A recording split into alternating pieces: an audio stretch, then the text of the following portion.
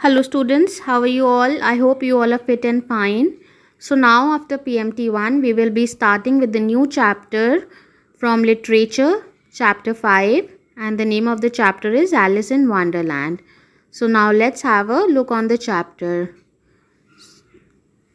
So Alice was sitting with her sister on the river bank. यानी जो Alice थी वो अपनी sister के साथ river bank यानी रिवर के साइड में बैठी हुई थी और उसकी जो सिस्टर थी वो एक बुक रीड कर रही थी और एलिस बहुत ज़्यादा बोर हो गई थी क्योंकि वो कुछ भी नहीं कर रही थी, इसलिए वो बोर हो गई थी खाली बैठे बैठे। तो उसने एक या दो बार अपनी सिस्टर की बुक में पीप किया यानी झाँका। तो वो मन ही मन सोचने लगी कि ऐसी बुक का क्या फ़ायदा जिस बुक में ना तो कोई पिक्चर्स हैं और ना ही कोई कॉन्वर्सेशंस हैं। फिर उसके बाद जब वो ये सोच ही रही थी तो अचानक से एक वाइट कलर का रैबिट जिसकी आईज पिंक कलर की थी उसके बगल से भागते हुए निकल गया। और वो जो रैबिट था वो बहुत ज़्यादा वरीड दिख रहा था यानी बहुत ज़्यादा टेंशन में दिख रहा था और वो अपने से कह रहा था oh dear I shall be late, मतलब कि मैं लेट हो जाऊँगा। और उसने अपनी वेस्ट कोट पॉकेट मतलब एक शॉर्ट जैकेट, एक छोटी सी जैकेट जिसमें कोई स्लीव्स ना हो, उस वेस्ट कोट की पॉकेट से उसने वॉच निकाली और उसमें से टाइम देखा और जल्दी से वो भागता हुआ चला गया। और जैसे ही एलिस ने इतनी स्ट्रेंज चीज़ देखी तो वो तुरंत की तुरंत अपने पैरों पे खड़ी हो गई। वो बैठी थी ना, इसलिए वो तुरंत अपने पैरों पे खड़ी हो गई। और उसने ऐसा कभी भी नहीं देखा था कि कोई रैबिट हो जो कि वेस्ट कोट पहने हो, उसकी वेस्ट कोट में पॉकेट हो और उसने उसमें से वॉच निकाली और उसमें टाइम देखा। तो जैसे आप लोगों के लिए भी स्टूडेंट्स ये चीज़ बहुत अमेजिंग होगी या बहुत ज़्यादा स्ट्रेंज होगी कि ऐसा कैसे कि कोई एनिमल कोई मतलब वेस्ट कोट पहने हैं या कोई भी ऐसे क्लोथ्स पुट ऑन करे हैं और फिर वो वॉच निकाल के टाइम देखे। तो वैसे ही एलिस के लिए भी ये चीज़ बहुत ज़्यादा स्ट्रेंज थी। तो जैसे ही वो रैबिट भाग रहा था तो उसके पीछे पीछे एलिस भी भागने लगी। और उसने क्या देखा, उसने देखा कि जो रैबिट था वो बुशेस के पीछे एक होल था, उस होल में वो कूद गया और जैसे ही वो जंप करता है उसके पीछे पीछे एलिस भी जंप करती है और वो एक बार भी ये नहीं सोचती है कि वो बाहर कैसे निकलेगी। और फिर क्या हुआ, जब जैसे ही एलिस उस होल के अंदर जंप करती है तो वो जो होल था कुछ दूरी तक तो एकदम टनल की तरह दिख रहा था। और फिर धीमे धीमे जैसे एलिस नीचे गिर रही थी तो उसने देखा कि वो एक डीप वेल यानी गहरे कुएं की तरह नीचे की तरफ गिरती चली जा रही है।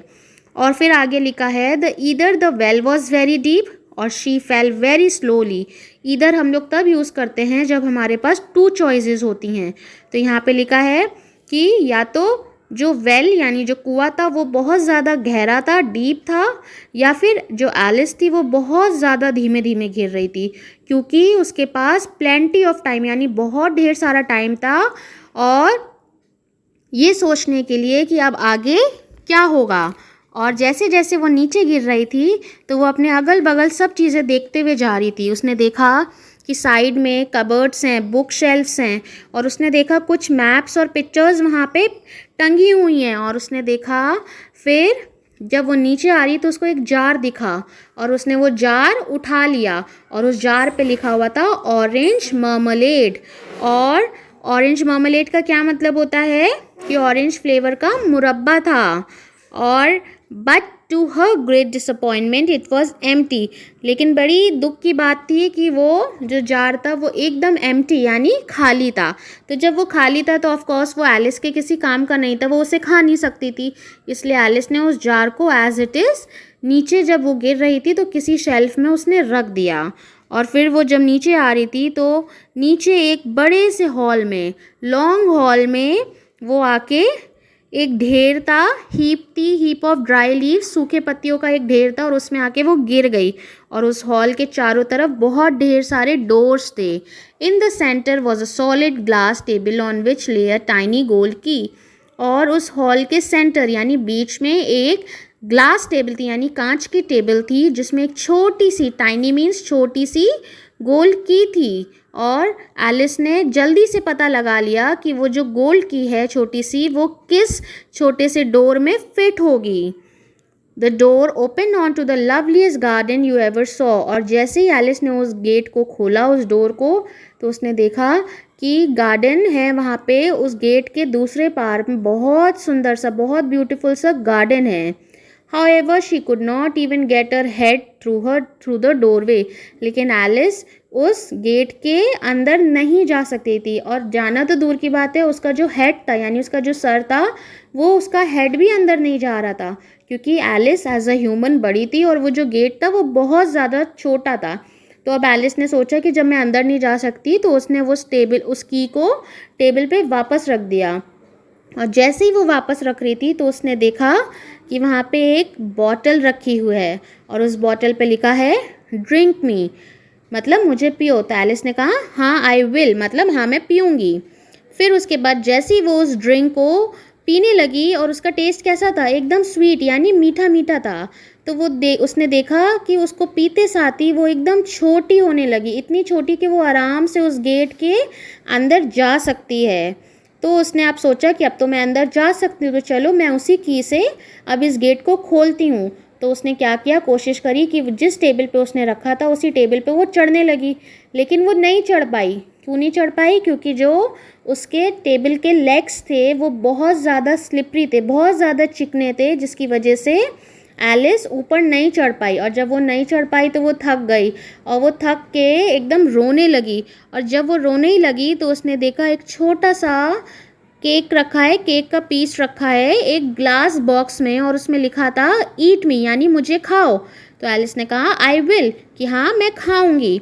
और जैसे ही उसने वो केक खाया, तो उसने देखा कि वो बहुत बहुत बड़ी होती जा रही है, इतनी बड़ी हो गई कि उसका जो हेड था वो सीधे रूफ यानी छत में छूने लगा।